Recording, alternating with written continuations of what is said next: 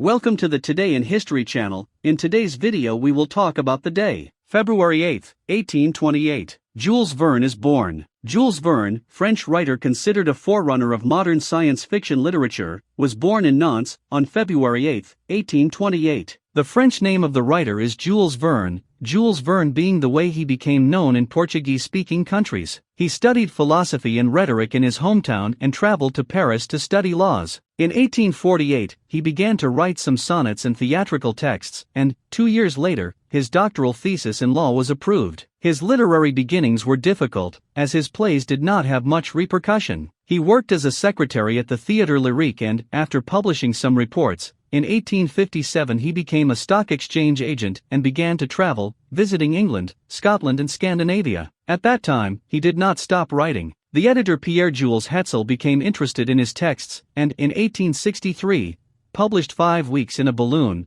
a work that enjoyed great success and encouraged him to continue with the fantastic and adventurous theme. Due to his regular collaboration with Hetzel in the magazine d'Education et de Recreation, Verne soon achieved great celebrity. Thanks to his numerous researches, he acquired geographic knowledge that, together with his enthusiasm for the technological and industrial revolution, led him to specialize in scientific-style adventure stories. He knew how to combine light and pleasant prose with great ease to create situations overflowing with imagination and creativity. In the essay on Journey to the Center of the Earth, 1864, he applied his knowledge of geology, mineralogy and paleontology, showing an amazing scientific intuition that amazed the experts. The publication of his third great book, De Terra a Lua, 1865, aroused an extraordinary enthusiasm for space travel. With the same interest was received around the world in 80 Days, 1873, published in chapters. Of his very numerous books, 20,000 Leagues Underwater,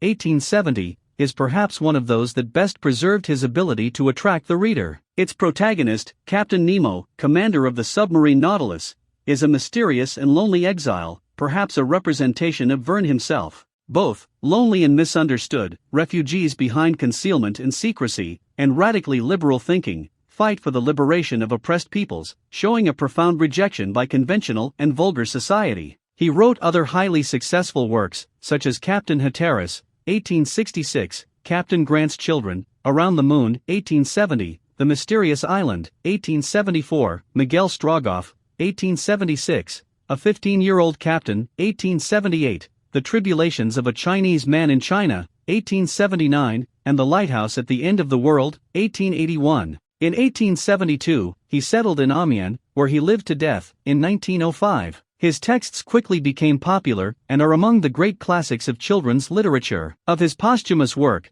The Eternal Atom, 1910, and The Amazing Adventure of the Barsac Mission, 1920, stand out, in which he shows a deeper and more skeptical Verne with the consequences that progress could bring. Did you like the video? In the description you will find the blog link with the full article. Give an incentive by subscribing to the channel, liking, commenting and sharing with your friends. Hugs. Until the next.